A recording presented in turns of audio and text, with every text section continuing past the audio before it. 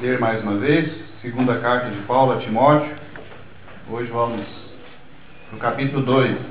2 Timóteo, capítulo 2, a partir do versículo 1.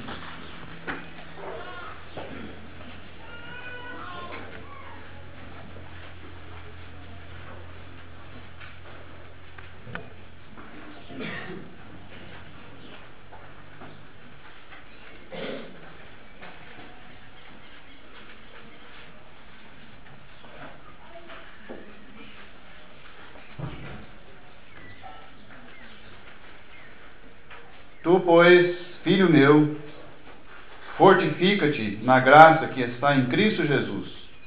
E o que de minha parte ouviste, através de muitas testemunhas, isso mesmo transmite a homens fiéis e também idôneos para instruir a outros. Participa dos meus sofrimentos, como bom soldado de Cristo Jesus. Nenhum soldado em serviço se envolve em negócios desta vida, porque o seu objetivo é satisfazer aquele que o arregimentou. Igualmente, o atleta não é coroado se não lutar segundo as normas. O lavrador que trabalha deve ser o primeiro a participar dos frutos. Pondera o que acabo de dizer, porque o Senhor te dará compreensão de todas as coisas. Lembra-te de Jesus Cristo ressuscitado de entre os mortos, descendente de Davi, segundo o meu evangelho, pelo qual estou sofrendo até algemas, como um malfeitor. Contudo, a palavra de Deus não está algemada. Por esta razão, tudo suporto por causa dos eleitos, para que também eles obtenham a salvação que está em Cristo Jesus com eterna glória. Fiel é a palavra, se já morremos com Ele, também viveremos com Ele. Se perseveramos, também com Ele reinaremos.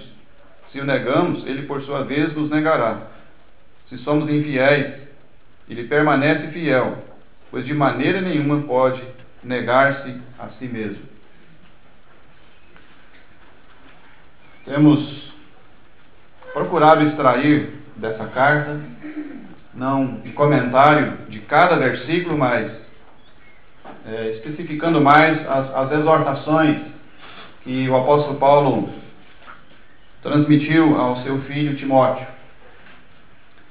E hoje nós, ao começarmos o segundo capítulo dessa carta, nós temos já, mais uma vez, uma exortação diretamente dirigida a Timóteo. No primeiro versículo já temos essa exortação. Tu, pois, filho meu, observando aquela regra de bom admoestador, que nós observamos, creio que na primeira ou segunda mensagem. Antes de admoestar, ele considera quem é a pessoa a quem ele vai admoestar. Então ele diz, tu, pois, filho meu. Então ele diz, fortifica-te na graça. Fortifica-te na graça que está em Cristo Jesus. Nós vamos pensar nessa expressão e nessa exortação do apóstolo Paulo ao seu filho Timóteo. Fortifica-te na graça. Dentre as muitas doutrinas que nós encontramos nas Escrituras Sagradas, a doutrina da graça de Deus é uma das mais maravilhosas doutrinas da palavra de Deus. Doutrina é um conjunto de verdades acerca de um assunto. E a doutrina da graça está nas Escrituras, não só no Novo Testamento, também no Velho. Mas essa expressão que é tão usada no nosso meio, quando nos reunimos e oramos e pregamos e ouvimos as pregações, tantas vezes é repetido graça, salvação pela graça, graça para socorro e assim por diante. O que significa essa expressão? Para muitos de nós, às vezes em alguma época da nossa vida cristã, até determinada época da nossa vida cristã, essa expressão não tinha significado. Era apenas como se fosse um vício evangélico, um chavão, uma palavra usada, um vício religioso, graça de Deus. Mas nós precisamos compreender bem, e não temos o propósito aqui de demorar nisso, nem temos condições de estudar detalhadamente a doutrina da graça de Deus, mas nós precisamos compreender bem o que é graça de Deus, para podermos compreender a exortação de Paulo a Timóteo. Fortifica-te na graça que está em Cristo Jesus. A palavra graça a operação da graça de Deus. É uma operação de Deus, é poder de Deus que vem ao encontro, primeiramente, do pecador. É a operação poderosa de Deus que vem ao encontro do pecador, que cerca o pecador, para capacitar o pecador a responder ao Evangelho. E quando o pecador agora crê no Senhor Jesus como Salvador, essa mesma graça ainda está à disposição do crente e está cercando o crente de todos os lados, capacitando o crente a obedecer, a servir, a adorar, a viver uma vida de completa consagração ao Senhor, a vencer as suas dificuldades. Graça de Deus é poder divino que se coloca à disposição, que vem e cerca a pessoa, oferecendo socorro para a ocasião oportuna. Paulo está dizendo para Timóteo: fortifica-te na graça. Agora, esse poder não é por merecimento. Graça é dom imerecido. Então é um poder que está à nossa disposição, esteve à nossa disposição quando nós não éramos ainda crentes. Nós não merecíamos que esse poder de Deus se aproximasse de nós. E agora, mesmo depois de salvos, esse poder de Deus, essa operação de Deus, que é a sua graça, ela continua sendo sem o nosso merecimento. Nós não merecemos a graça de Deus. Mas Deus, na sua misericórdia, Ele envia a sua graça, Ele coloca a sua graça à nossa disposição, para nos fortalecer, para nós vencermos as batalhas da vida cristã, as dificuldades da vida cristã, para vencermos a nós mesmos, a nossa própria carne, vencer as tentações, para nós trabalharmos para o Senhor, capacitando-nos a trabalhar para o Senhor, capacitando-nos a obedecer o Senhor, capacitando-nos a suportar o jugo, suportar as dificuldades, suportar as aflições, as angústias. Então é graça de Deus, é poder de Deus que vem ao nosso encontro sem o nosso merecimento para nos ajudar a vencer qualquer coisa que nós, como crentes, vamos precisar vencer, vamos precisar encarar e vencer. É a graça de Deus que vai estar ao nosso lado, cercando-nos, oferecendo-nos socorro. Quero usar pelo menos 3 textos. Os 2 primeiros eu vou apenas citar, o terceiro talvez a gente vai ler. O primeiro texto ele é muito conhecido. Eu creio que a consideração desses 3 textos dão-nos pelo menos uma base rápida sobre a graça de Deus. O primeiro texto é Tito, capítulo 2, e versículo 11. É um texto muito conhecido, onde Paulo diz ali a Tito, Tito, capítulo 2, e versículo 11. Ele diz: porquanto a graça de Deus se manifestou trazendo salvação a todos os homens. A versão corrigida diz assim, atualizada: porquanto a graça de Deus se manifestou salvadora. A graça de Deus se manifestou, ela veio ao encontro do pecador, trazendo salvação, se manifestou salvadora a todos os homens. E depois diz que ela agora, depois de nos salvar, ela vai educando-nos para que, renegadas a impiedade e as paixões mundanas, vivamos no presente século de maneira sensata, justa e piedosamente, aguardando a bendita esperança e a manifestação de Cristo Jesus, nosso Senhor. Então, considerando Tito capítulo 2, o que esse texto fala acerca da graça de Deus? A graça de Deus, primeiramente, ela vem ao encontro do pecador.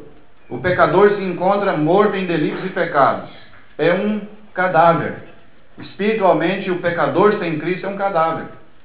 Então pode pregar para o cadáver. Pode falar para ele se levantar. Pode falar para ele se arrepender. Pode falar para ele receber Cristo como Salvador. Ele não vai responder. Está morto. A Bíblia diz que nós, antes da nossa conversão, estávamos mortos em delitos e pecados. Não é só uma figura. É realmente o estado espiritual de todo pecador sem Cristo. Se encontra sem vida espiritual. Então, uma pessoa sem Cristo como Salvador, uma pessoa ainda sem salvação, ele não tem absolutamente nenhuma possibilidade de responder ao Evangelho por si mesmo.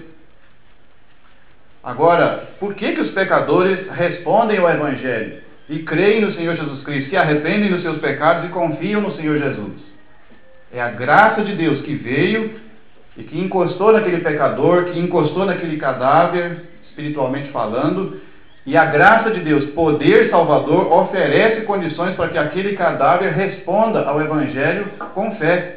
E então o pecador recebe vida, ele é vivificado, ele é renascido, regenerado pelo poder do Espírito Santo.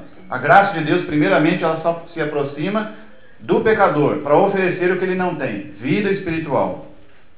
Quando o Senhor Jesus foi à casa de Marta e Maria, Lázaro já estava morto há 4 dias, então ele perguntou onde o colocaram, e ele foi levado pelas irmãs até o túmulo onde haviam colocado Lázaro, e o Senhor Jesus, chegando ali, ele vai se dirigir a um defunto, ele vai se dirigir a um cadáver, ele vai chamar aquele cadáver pelo seu nome, ele vai dizer, Lázaro, e vai dar uma ordem àquele cadáver, Lázaro, vem para fora. E diz que imediatamente Lázaro apareceu na porta daquele lugar onde havia sido colocado. Ele ainda estava amarrado com ataduras, mas estava vivo. Ele foi ressuscitado pelo poder de Deus. E a graça de Deus, primeiramente, ela vem ao encontro do pecador que se encontra morto em delitos e pecados. E o pecador, recebendo condições pela graça de Deus, ele responde ao chamado do Evangelho. E ele é vivificado, ele é ressuscitado espiritualmente, e agora está em condições de andar, e agora precisará ser desembaraçado das faixas para conseguir andar com Cristo durante a sua vida aqui. Agora, a graça de Deus, ainda ali em Tito capítulo 2, depois de oferecer salvação e conceder salvação ao pecador, depois de já salvos, nós vamos precisar da graça de Deus. Nós vamos constantemente precisar da graça de Deus. E agora, como crentes, a graça de Deus vai nos oferecer educação. A graça de Deus vai nos educar. A lei diz, educando-nos para que, renegadas ou abandonadas as impiedades e as paixões mundanas, vivamos agora no presente século de maneira sensata, justa e piedosamente. Então, o crente no Senhor Jesus Cristo precisa da graça de Deus. Nenhum crente pode viver sem o socorro da graça de Deus. Nós vamos precisar ser educados, porque trouxemos da vida velha muitos usos e costumes e a nossa própria natureza, a nossa carne, nossos vícios. Nós trouxemos isso da velha vida, e agora a graça de Deus vai nos oferecer condições para que a gente abandone isso, para que a gente jogue fora, para que a gente renegue essas impiedades e as paixões mundanas, para que a gente tenha condições de viver hoje de maneira sensata, justa e piedosamente. Nenhum crente tem capacidade própria para viver piedosamente aqui na terra, a não ser que a graça de Deus o ajude, que a graça de Deus ofereça poder para ele. Nós temos que infinitamente dar graças a Deus pela sua graça que nos foi dada em Cristo Jesus e que nos oferece condições para viver a vida cristã com piedade. Se eu não vivo a vida cristã com piedade, eu não posso culpar a Deus por isso. Eu não posso dizer que eu sou mais fraco do que o irmão fulano. A graça de Deus que salvou o irmão e salvou a irmã é a mesma graça que me salvou. E a mesma graça que ajuda o irmão fulano a viver uma vida piedosa, uma vida de fidelidade e consagração, é a mesma graça que está à minha disposição para também viver uma vida de piedade, para ser educado por essa graça. E também para servir ao Senhor, para trabalhar para o Senhor, viver uma vida de piedade em serviço para o Senhor. Todo o trabalho que nós vamos prestar ao Senhor durante a nossa vida aqui, não é por capacidade própria também.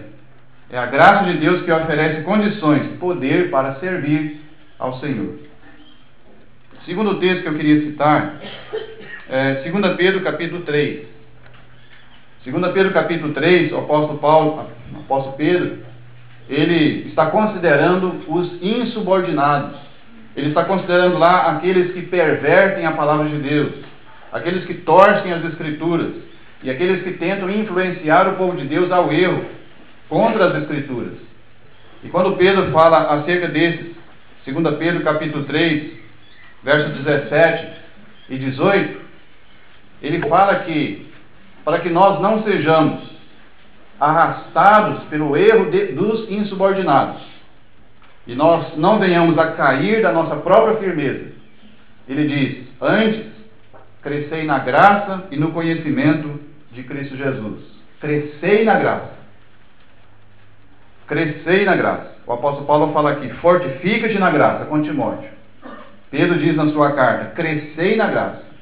E ali, o crescimento na graça que Pedro está recomendando é por causa de uma coisa, mencionada no versículo anterior: para que vocês não sejam arrastados pelo erro dos insubordinados, para que vocês não sejam também levados a errar como aqueles que estão influenciando ao erro, para que nós mantenhamos a nossa firmeza espiritual, a nossa firmeza doutrinária, a nossa firmeza de fé, de convicção, para que nós não sejamos levados por eles. Nós precisamos de graça.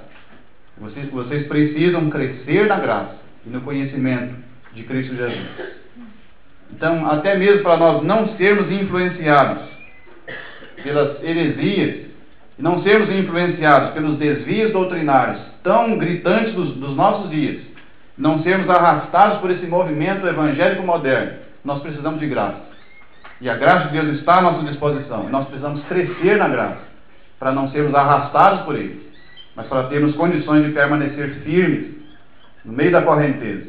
Esses dias, né, de enchentes e de calamidades por toda parte, a gente de vez em quando ouve e vê noticiários de pessoas que enfrentaram a fúria das águas agarrados em alguma coisa e conseguiram sobreviver porque ficaram firmes, agarrados às vezes numa árvore, num poste ou numa parede ou em alguma coisa firme. Eles não foram arrastados e não foram levados para a morte, porque ficaram firmes em alguma coisa sólida. Pedro está dizendo: olha, para que vocês não sejam arrastados pelo erro dos insubordinados, vocês precisam se agarrar à graça de Deus, precisam ficar firmes na graça de Deus, crescer na graça e no conhecimento de Cristo Jesus. Terceiro texto eu gostaria de ler, 2 Coríntios 12. 2 Coríntios capítulo 12, o apóstolo Paulo fala acerca de si mesmo, das suas dificuldades, de um dos seus maiores conflitos durante a vida cristã, conflitos espirituais. 2 Coríntios capítulo 12, verso 9 e 10.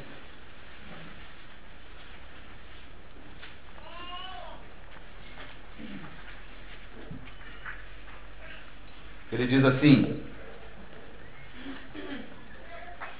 vamos ler o verso 7. Paulo diz: e para que não me ensoberbecesse com a grandeza das revelações, foi-me posto um espinho na carne, mensageiro de Satanás para me esbofetear, a fim de que não me exalte. Por causa disto, 3 vezes pedi ao Senhor que o afastasse de mim. Então ele me disse, o Senhor responde a Paulo, a sua oração: a minha graça te basta. A minha graça é suficiente para você, Paulo. A minha graça te basta, porque o poder se aperfeiçoa na fraqueza. Então Paulo diz: de boa vontade, pois, mais me gloriarei nas fraquezas, para que sobre mim repouse o poder de Cristo. Para que sobre mim repouse o poder de Cristo. Ele diz no verso 10: pelo que sinto prazer nas fraquezas, nas injúrias, nas necessidades, nas perseguições, nas angústias, por amor de Cristo. Porque quando sou fraco, então é que sou forte. O apóstolo Paulo entendeu a doutrina da graça na sua vida prática. Ele conta aqui que por causa das grandezas das revelações que foram concedidas a ele, como o apóstolo dos gentios, a quantidade de doutrinas, de verdades que foram reveladas, né, a ele, e experiência espetacular que ele teve de ser levado ao céu e de ver coisas que não era digno ao homem contar. Então ele mesmo diz que por causa da grandeza dessas revelações foi colocado nele um espinho na sua carne. E diz que esse espinho, algo que o incomodava constantemente, qualquer movimento aquilo incomodava. A gente não sabe explicar que tipo, que incômodo é esse que Paulo tinha. Uns pensam que é uma enfermidade na vista, outros pensam que é outros problemas. Existem até ideias absurdas que tenho ouvido e lido acerca disso. Mas o certo é que Paulo tinha colocado por Deus mesmo na sua vida um espinho, alguma coisa que o incomodava muito. Ele tinha um grande conflito por causa desse espinho na sua carne. Isso era, como ele diz aqui, ele entendeu depois, que era para que ele não se exaltasse, para que ele se mantivesse sempre humilde. Esse espinho era para fazer com que ele não se inchasse, não se orgulhasse, mas que se mantivesse humilde, não se exaltasse. Mas aquilo o incomodava muito. E diz no versículo 8 que ele, 3 vezes, eu creio que não simplesmente ele disse: ó Senhor, me livra desse espinho. Depois ele disse de novo: ó Senhor, me livra desse espinho. E depois de novo: Senhor, me livra desse espinho. Mas eu creio que, como Paulo se colocava de joelhos para orar pelos irmãos, pelas igrejas que ele nem conhecia, pelos colossenses, por exemplo, e ele mantinha grande luta pelos irmãos, certamente quando ele foi orar pelo espinho que o incomodava, que causava um conflito nele muito grande, certamente esse homem clamou ao Senhor. Certamente esse homem se colocou no chão e realmente pediu ao Senhor: Senhor, me livra, Senhor, desse espinho, me incomoda demais, Senhor, me livra para que eu seja livre para te servir, Senhor. Mas ele não teve resposta. E ele ora novamente, ele clama ao Senhor, ele suplica ao Senhor com todo o vigor do seu coração, com todo o desejo do seu coração, do mais íntimo do seu coração, pede: Senhor, me livra, Senhor, eu preciso ser livre para te servir, Senhor. Não houve resposta do Senhor. Esse homem que orou, o Eutico levantou, havia sido caído, morto, na ilha de Malta, fez coisas espetaculares pelo poder de Deus. Agora ele ora por si mesmo, por um espinho que o incomoda, ele não obtém resposta. Então, pela 3ª vez, ele clama ao Senhor, ele suplica ao Senhor: Senhor, por favor, por misericórdia, me livra desse espinho, me incomoda demais. E então vem a resposta do Senhor. O Senhor responde: Paulo, a minha graça vai ser suficiente para você. A minha graça te basta.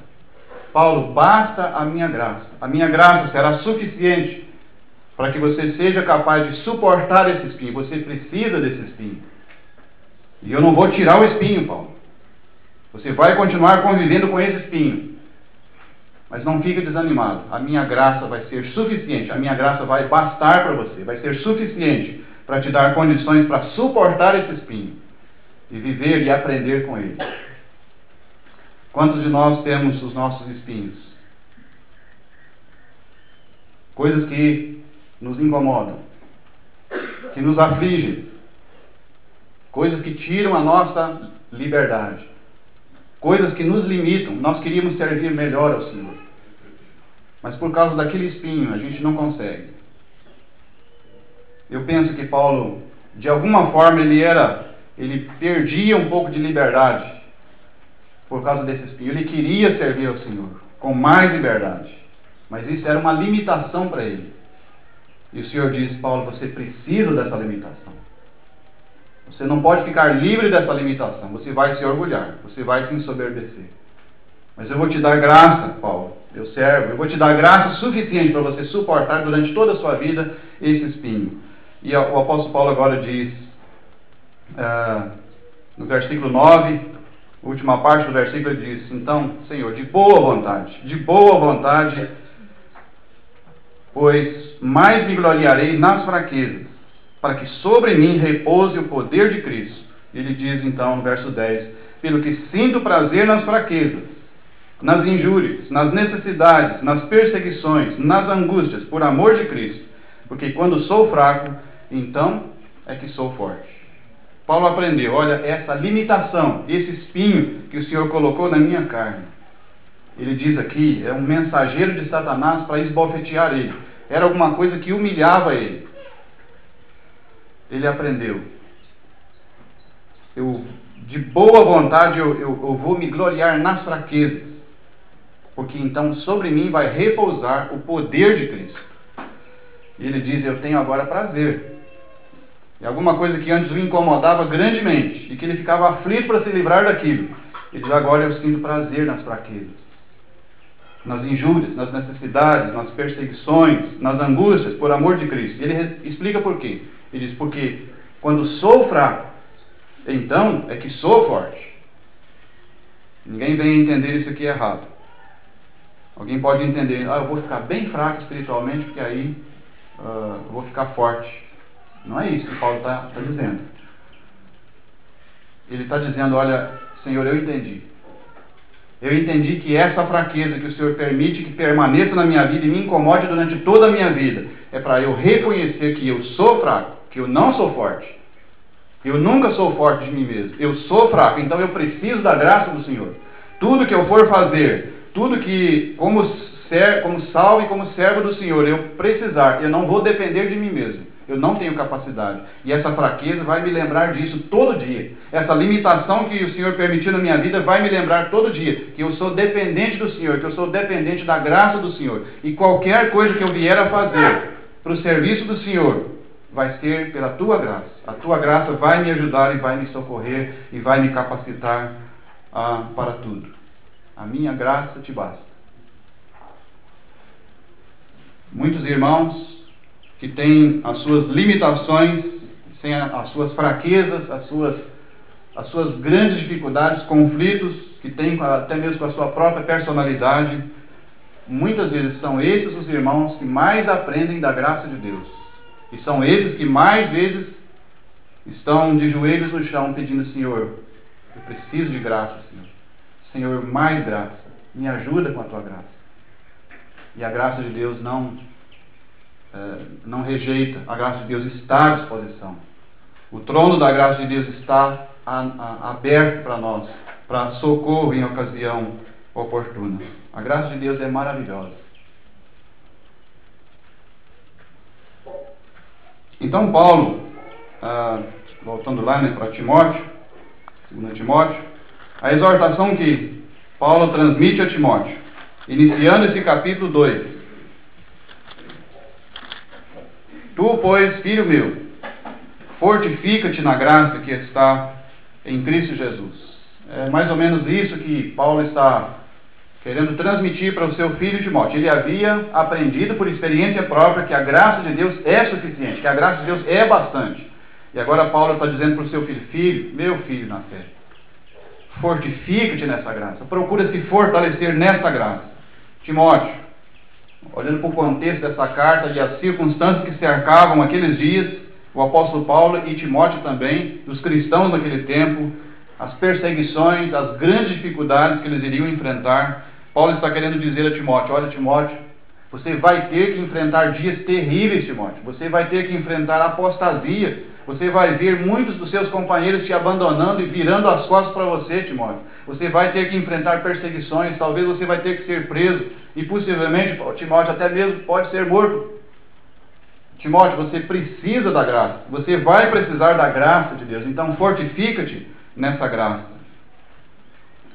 Nos versículos seguintes, a partir do verso 3 em diante, Paulo vai usar 3 figuras para mostrar para Timóteo como que seria a sua vida como servo do Senhor.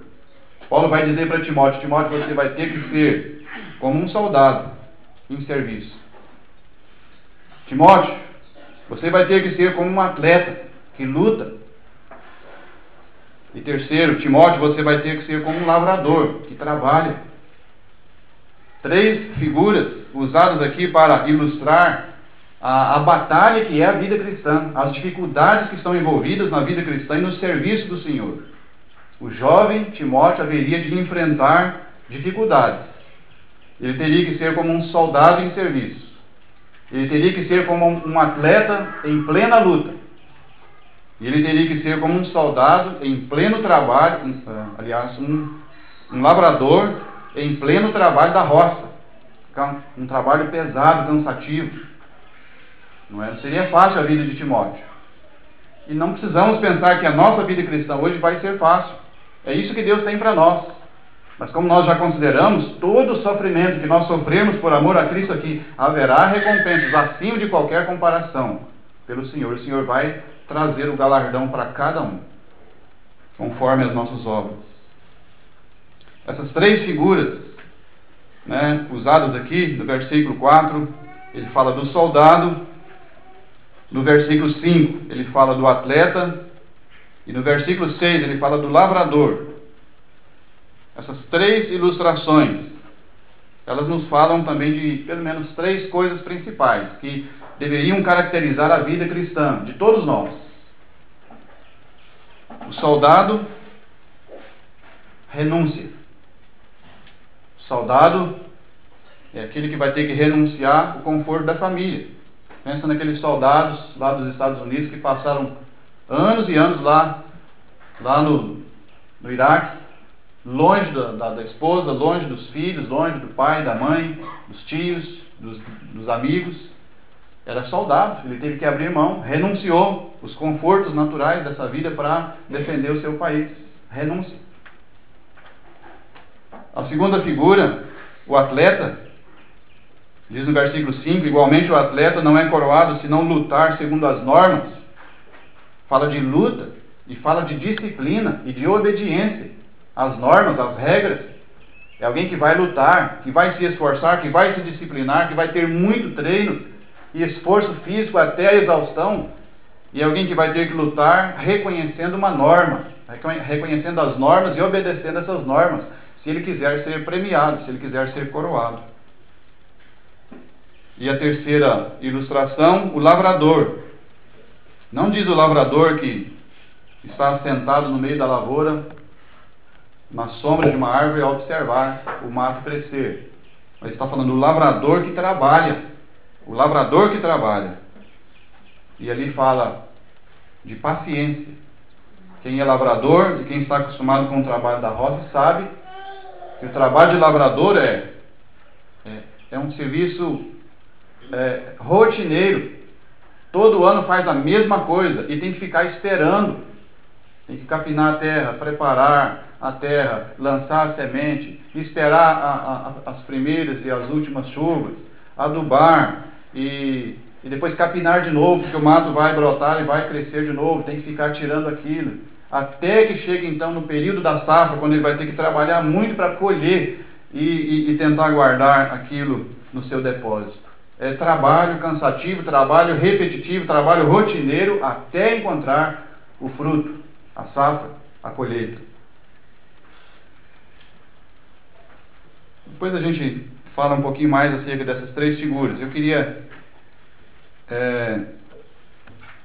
voltar ao versículo 2, antes que a gente considere mais um pouquinho acerca disso, porque nós acabamos pulando o versículo 2, porque nós havíamos mencionado ele ontem, numa das nossas meditações. Depois que Paulo falou com Timóteo, fortifica-te na graça que está em Cristo Jesus, então ele diz no verso 2, e o que de minha parte ouviste, através de muitas testemunhas, isso mesmo, transmite a homens fiéis e também idôneos para instruir a outros. Paulo está dizendo, olha, Timóteo, que você ouviu da minha parte. Certamente Timóteo ouviu muita coisa. Ele ouviu muitas vezes o apóstolo Paulo pregando, doutrinando, ensinando a palavra de Deus nas igrejas, acompanhando o apóstolo Paulo nas suas viagens. Ele aprendeu muito do apóstolo Paulo. Então Paulo diz, olha, o que da minha parte você ouviu. E ele diz, através de muitas testemunhas, não somente através do apóstolo, mas através também de muitas testemunhas. Certamente os presbíteros, os anciãos da igreja onde ele reunia, das igrejas onde ele reuniu, das igrejas onde ele passou procurando ajudar. Esses irmãos também sabiam que Paulo pregava, as doutrinas que o apóstolo Paulo ensinava. Então ele diz, o que de minha parte ouviste, através de muitas testemunhas. Paulo então dá uma ordem para Timóteo. Timóteo, isso que você ouviu da minha parte e de muitas testemunhas que eu ensinei, ele diz, isso mesmo, transmite. Essa expressão significa exatamente isso, você vai transmitir. Timóteo, você tem que transmitir exatamente aquilo que você ouviu, da minha parte. Não é permitido fazer mudança. Quem sabe, né, colocando isso aqui mais para os nossos dias, num tom mais descontraído, dizer, olha, Paulo é velho, tem umas ideias meio esquisitas, umas ideias ultrapassadas de velho, de pessoa que já passou dos 40, 50. Timóteo, novo, né, jovem, vigoroso, tem umas ideias novas, é mais inteligente, a mente é mais aberta para as coisas. Paulo está dizendo, Timóteo, o que você ouviu é isso mesmo que você vai transmitir. É exatamente isso que você vai transmitir. Só porque você é jovem, Timóteo, não vai fazer mudanças aí no que eu ensinei, não. Você vai transmitir exatamente isso que você ouviu e as muitas testemunhas também ouviram. Você vai ensinar exatamente isso mesmo. Eu não consigo passar em cima desse versículo sem tocar num assunto que tem sido muito preocupante nos últimos dias. Não é a minha preocupação só, é minha também. Mas tem sido a preocupação de muitos irmãos com quem a gente tem conversado, encontrado em vários lugares. Os irmãos estão muito preocupados. Existem muitas escolas bíblicas espalhadas por todo lado. Escolas de teologia que são organizadas para ensinar teologia. Muitas delas são criadas para formar pregadores, para formar pessoas que vão transmitir a palavra de Deus. Eu quero que os irmãos me entendam nas colocações que vamos usar. Muitas dessas escolas estão errando. Não estou dizendo todas, mas muitas dessas escolas estão errando pelo menos em 2 pontos. Em primeiro lugar, muitas dessas escolas não estão ensinando isso mesmo. Existem muitas escolas bíblicas que nas suas matérias não estão lá as doutrinas que o apóstolo Paulo ensinou. Não estão lá aqueles assuntos que nós alistamos ontem, que são claramente ensinados pelas Escrituras. Existem muitas escolas bíblicas que estão negando aquilo que o apóstolo Paulo ensinou. Estão torcendo aquilo que o apóstolo Paulo ensinou. E estão formando pessoas que vão instruir a outros. Mas estão instruindo, torcido a palavra de Deus para esses que vão instruir a outros. Então vai haver uma passagem de geração a geração de ensino torcido. E a coisa torcida vai se torcendo cada vez mais. É a tendência. Nós não estamos generalizando. Eu quero que os irmãos me compreendam aqui. Mas se houver uma análise das muitas escolas bíblicas espalhadas por toda parte, está havendo um perigo para as próximas gerações, talvez não para a nossa geração, mas para as próximas gerações. A gente precisa pensar nas próximas gerações, porque o apóstolo pensou nisso, e foi muito rigoroso com Timóteo, e isso mesmo transmite a homens fiéis e também idôneos para instruir. E o segundo ponto em que algumas escolas bíblicas estão errando é que eles estão tentando capacitar pessoas que não estão capacitadas espiritualmente. Estão tentando capacitar pessoas para o ensino, sendo que muitas das pessoas que lá estão não foram capacitadas pelo Espírito Santo com o dom de ensinar a palavra de Deus. O Espírito Santo o Espírito Santo distribuiu dons diversos para todos os crentes. Mas não são todos os crentes que receberam a capacidade para ensinar a palavra de Deus, ou para pregar o Evangelho, ou para pregar as doutrinas.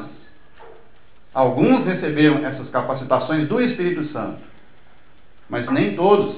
E talvez um grande número não recebeu esses dons, porque não são só esses dons que são necessários na igreja. Muitos outros dons são necessários na igreja, além de ensinar e pregar. E as escolas bíblicas, muitas vezes, elas estão tentando capacitar alguém que não recebeu o dom de transmitir, de ensinar a palavra de Deus. E às vezes uma pessoa que recebeu um dom em outra área e que é muito útil na igreja local, na área, que o dom que ele recebeu pelo Espírito Santo, ele vai ser desviado daquele dom para tentar ser capacitado para o ensino. E não é isso que o Senhor chamou para fazer. 2 palavras são usadas aqui quando Paulo fala para Timóteo, que de minha parte ouviste, através de muitas testemunhas. E isso mesmo transmite a quem? A homens fiéis e também idôneos para instruir a outros. Esses homens seriam caracterizados por 2 palavras: homens fiéis. E depois também, não só fiéis, mas também idôneos para instruir.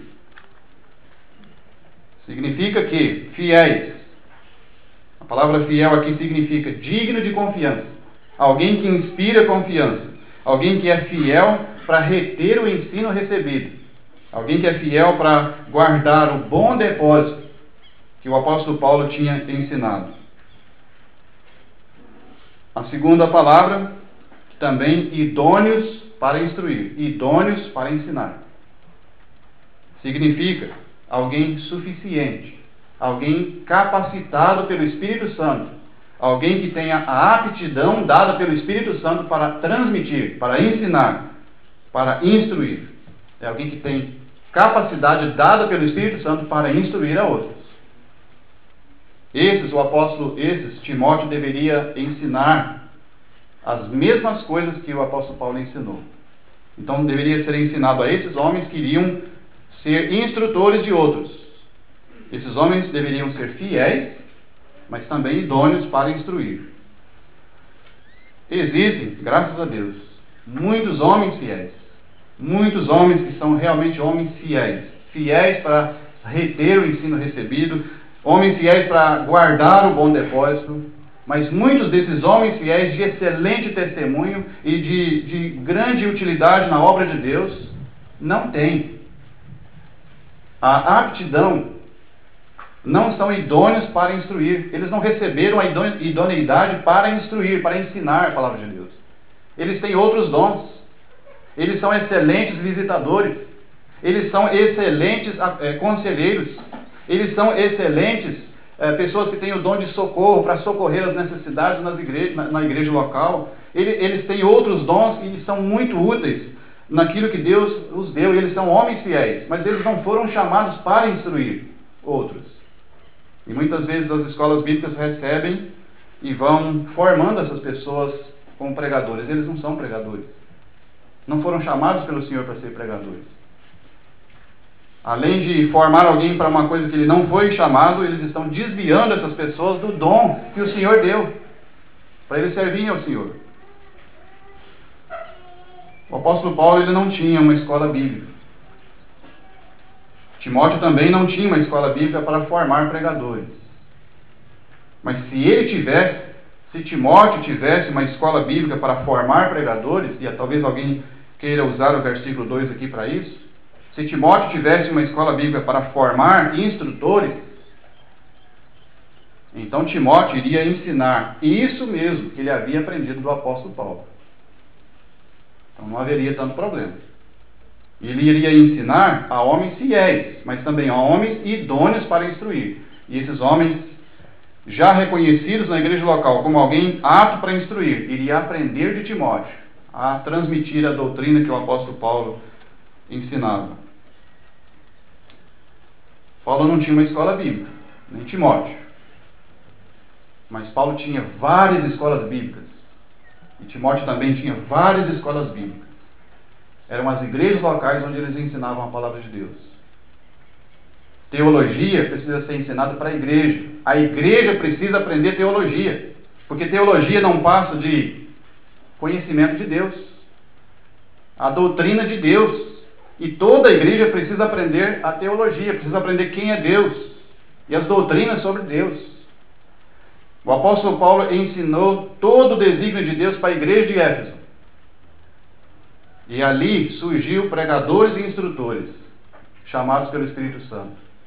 O apóstolo Paulo ensinou nas outras igrejas locais a doutrina de Deus, o desígnio de Deus, as doutrinas da teologia. E ali surgiu Timóteo, ali surgiu Tito, e ali surgiram outros irmãos fiéis e também idôneos para instruir. Gente, se nós quisermos ver pregadores sendo levantados e úteis nas mãos do Senhor, vamos pregar a igreja. Vamos dispor o nosso tempo para ensinar a igreja. Existem muitos irmãos muito capacitados para o ensino que não estão tendo tempo para ensinar a igreja porque estão envolvidos com muitas escolas bíblicas. E as igrejas locais não estão recebendo o ensino necessário, porque estão dando todo o seu tempo para as escolas bíblicas. E a igreja está em falta, as igrejas não estão recebendo o ensino. Esse ano nós entramos em contato com 15 pregadores, ou mais, né, Salomão? Só conseguimos quebra-galho, né? Eu e o argentino, Vladir, Magalhães. Faltando pregadores. Mas não está faltando nas escolas bíblicas.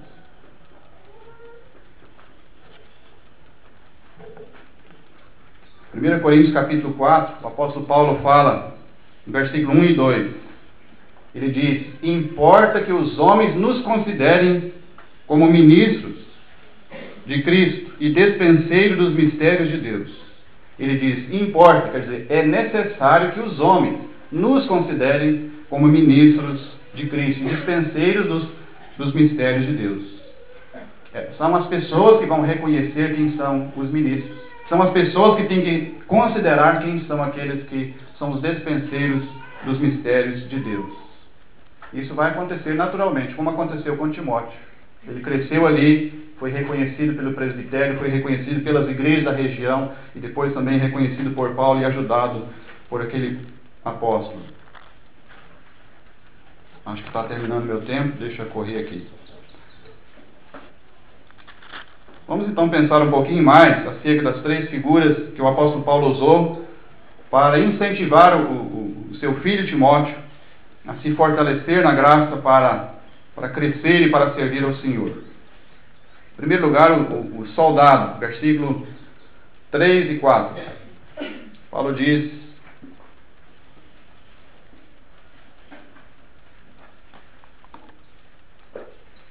participa dos meus sofrimentos como bom soldado de Cristo Jesus. Nenhum soldado em serviço se envolve em negócios dessa vida, porque o seu objetivo é satisfazer aquele que o arregimentou. Paulo está mostrando aqui o soldado em serviço. Ele não se envolve nos negócios dessa vida, porque o objetivo dele, ao ter entrado para o serviço militar, para o serviço de soldado, é satisfazer o seu comandante. Ele está ali para satisfazer todas as ordens do seu comandante. Então ele não se envolve aqui e aqui com coisas seculares. Ele vai viver separado disso. E o soldado, literalmente, ele vive assim. Estando em serviço, ele não está envolvido com uma coisa e outra, mas está envolvido com a sua farda, com as suas armas, está vigilante, observando, está atento a todos os acontecimentos. Porque o seu objetivo é satisfazer o seu comandante. E Paulo diz: Timóteo, você vai ter que ser um soldado em serviço. Nós já falamos, que o soldado nos fala de renúncia. Então o cristão ele precisa ter disposição de renúncia. Não se pode viver a vida cristã com plenitude se não tiver disposição de renunciar. Eu preciso renunciar ao meu gosto. Eu preciso renunciar muitas vezes coisas que eu posso fazer, mas vão me atrapalhar ou vão atrapalhar outras pessoas. Eu tenho que ter disposição para renunciar até coisas lícitas, mas que não convém. E o soldado fala muito de renúncia. O soldado fala de vigilância. É alguém que, estando em serviço, ele não pode dormir, ele tem que ficar atento a tudo que está acontecendo, porque a qualquer momento ele pode ser baleado, ele pode ter que enfrentar um tiroteio, ele tem que estar atento, vigilante. A vida cristã precisa de vigilância a todo tempo. Nós estamos cercados de inimigos de todas as partes. Há um inimigo dentro, a nossa carne. Há inimigos fora, o mundo. Há principados e potestades que querem nos derrubar, os demônios. E nós precisamos estar vigilantes como soldado em serviço. E também a armadura. O soldado precisa usar armas. Foi-lhe dado armas para o seu serviço. E também o cristão, o soldado cristão, ele tem uma armadura para usar. Efésios capítulo 6 fala sobre essa armadura. E as várias peças que o soldado tem que usar. E um soldado em serviço, ele não usa calça jeans e camiseta, boné, tênis. Não. O soldado em serviço tem a farda. E ele é reconhecido de longe. Aquele lá é um soldado, por causa da sua farda. Seria interessante que o crente fosse reconhecido de longe, pela forma de se vestir, pelo aquilo que usa. E é difícil quando os crentes se misturam tanto com o mundo que não consegue ser visto apenas pela aparência. Vai ter que abrir a boca para dizer: não, eu sou crente. E aí o dono do mercado vai dizer assim: mas não parece. Aquelas duas senhoras que foram ao mercado comprar alguma coisa, e uma daquelas irmãs vestida como mulher piedosa, e uma outra que também se dizia cristã, mas vestida conforme o mundo. E elas passaram pelo caixa, e o caixa, que não conhecia nenhuma das duas, disse para aquela que estava vestida como uma irmã piedosa, disse: a senhora é crente, não é? Eu disse: graças a Deus, sou uma crente, sou uma cristã. A outra, a alegria: eu também sou. E o caixa disse: mas a senhora não parece. A farda? Talvez seja antiquado falar isso, né? Farda. Mas as nossas vestes nos caracterizam, mostram o que nós somos às vezes. Às vezes pode enganar. Mas não é por causa disso que existem pessoas que se fingem de cristãos por causa da roupa, que nós vamos mudar também a nossa roupa para nos parecer mundanos e dizer: eu também sou cristão.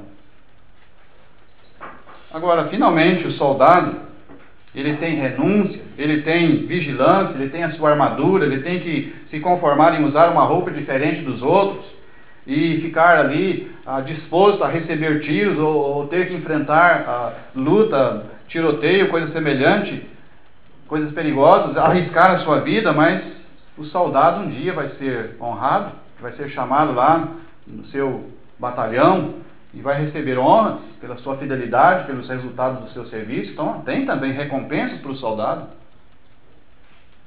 A segunda figura, um atleta. Ele diz no versículo 5: igualmente o atleta não é coroado se não lutar segundo as normas. Um atleta que está lutando, mas ele tem que obedecer às normas, às regras que estão estabelecidas para aquele esporte, para aquela luta. Existem regras, ele precisa obedecer, não pode ser de qualquer maneira, não pode ser de acordo com a sua vontade, se ele quiser ser coroado, se quiser ter resultado da sua luta, do seu grande esforço, da sua grande disciplina. O atleta fala-nos de desembaraço, o atleta se desembaraça de roupas pesadas para estar mais livre, e ele se desembaraça até mesmo do próprio peso do seu corpo. Ele vai disciplinar o seu corpo para estar com músculos, não com gordura, mas com músculos, para conseguir lutar. Ele é alguém disciplinado, disciplina-se a si mesmo em relação à sua alimentação e à sua dieta.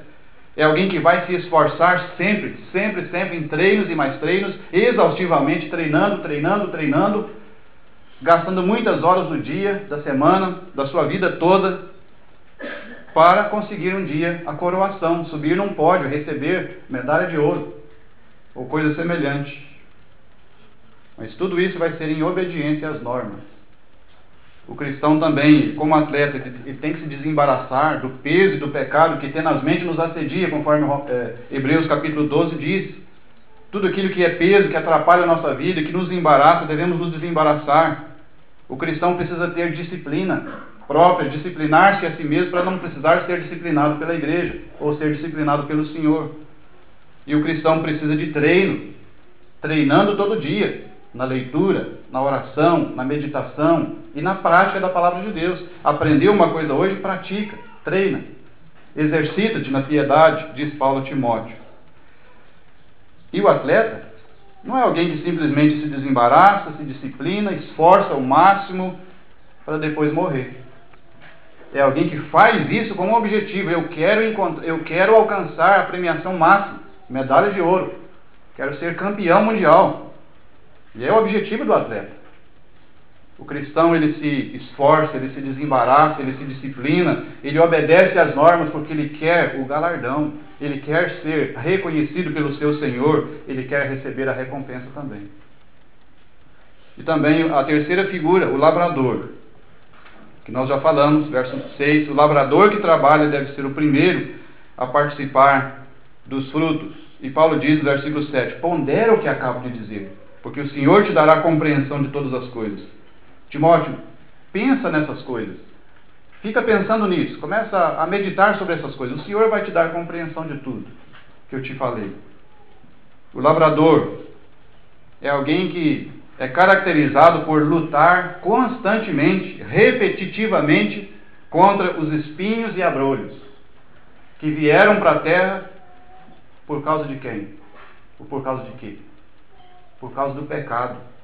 Os espinhos e abrolhos vieram fazer parte da vida do lavrador por causa do pecado. É uma manifestação da natureza pecaminosa, do pecado que alastrou sobre o mundo, os espinhos e abrolhos. Agora o homem tem que lavrar, tem que capinar, tem que constantemente tirar da terra essas coisas desagradáveis. Nesse sentido, a figura do lavrador fala que nós somos também aqueles que deveremos lutar constantemente contra os espinhos e abrolhos que nós temos em nós mesmos. consequência da nossa natureza terrena, carnal, pecaminosa. Esses espinhos e abrolhos nascem na nossa vida todo dia e nós precisamos ficar capinando eles, tirando constantemente. Se a gente deixar muito tempo, vai criar muita coisa, muito mato. E a vida nossa vai virar um matagal, cheio de espinho que não tem como passar. O Senhor não vai conseguir trabalhar na nossa vida devido a tantos espinhos e abrolhos ali. Então precisamos, como lavradores, capinar constantemente a nossa lavoura. Trabalho pesado de lavrador. Olha o sol. O lavrador já deve ter saído. Quando a gente estava tomando café, ele foi para a roça. Hoje não está tendo muita enxada mais, né? Tem roçadeira. Mas eles estão lá, desde cedo. 7 da manhã eles estão lá na roça, enfrentando sol, formiga, mosquito, acidentes, cobras. Eles vão ficar lá até 5 da tarde. Até 5h30 da tarde. E amanhã vão ter que voltar. E depois da manhã, e a semana inteira. Capinando nesse tempo, que o mato cresce por causa da chuva. É um trabalho cansativo, trabalho pesado. Isso fala da vida cristã. A vida cristã é trabalhosa. E tem trabalho, é cansativo e é algo rotineiro às vezes, mas precisamos enfrentar essas coisas. A vida cristã, como o lavrador também fala de semeadura. O lavrador é aquele que semeia. E nós precisamos ser também aqueles que estejam semeando. Mas o lavrador é aquele que semeia, e ele não fica ali semeando esperando que a semente nasça na mesma hora, brotando e produzindo frutos na mesma semana. O lavrador lança a semente ali, depois de ter capinado, preparado a terra, adubado a terra, ele vai lançar a semente. Ele vai esperar 2 meses, 3 meses, e de acordo com a plantação, ele vai esperar 1 ano para produzir resultado, para produzir fruto. Se for uma lavoura de café, vai esperar 2, 3 anos para produzir uma safra boa e trazer os primeiros resultados para casa. O trabalho do cristão, no serviço de semeadura do Evangelho, também é assim. Não vamos sair a pregar agora e querer que as pessoas aceitem a Cristo agora. Claro que a gente tem que pregar que a pessoa precisa ser salva agora, antes que seja tarde demais. Mas nós precisamos, no trabalho do Evangelho, ser pacientes, aguardando as primeiras e as últimas chuvas. Nós vamos lançar a semente, o nosso serviço é lançar a semente do Evangelho. Mas quem vai produzir resultado é o Espírito Santo. É Deus mesmo que vai fazer com que a semente que nós lançamos vai nascer no tempo certo. E nós vamos ser depois os primeiros a participar desses frutos. Como Paulo diz aqui, do lavrador que trabalha, ele será o primeiro a participar dos frutos. Então o lavrador também vai ter a sua recompensa. Quando vier os frutos do seu trabalho pesado. Agora, rapidamente. A primeira ilustração, o soldado,